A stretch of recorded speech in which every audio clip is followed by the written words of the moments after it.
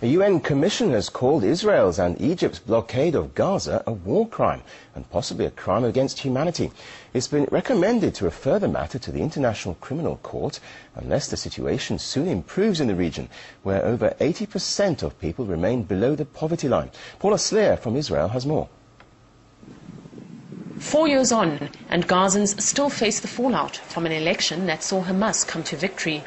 Since then, Gaza's been under siege, with an Israeli blockade that makes it almost impossible for goods to get in or out.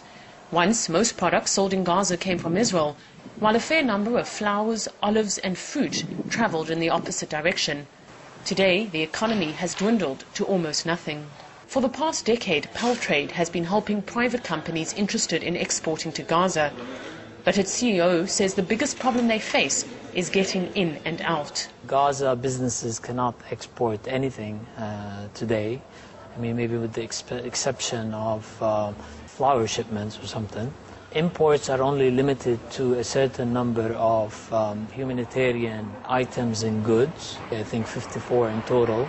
And that has impacted basically the industrial sector, the agricultural sector, as well as the construction sector, tremendously. The Israeli army officially left Gaza in 2005, but its presence remains everywhere. Soldiers control the borders and therefore effectively Gaza.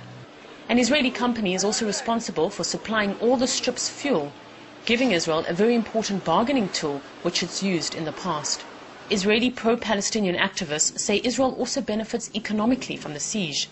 All companies bringing goods into Gaza pay taxes in Israel. All of the aid that comes into Gaza has to come from through Israel. Much of it is actually bought in Israel.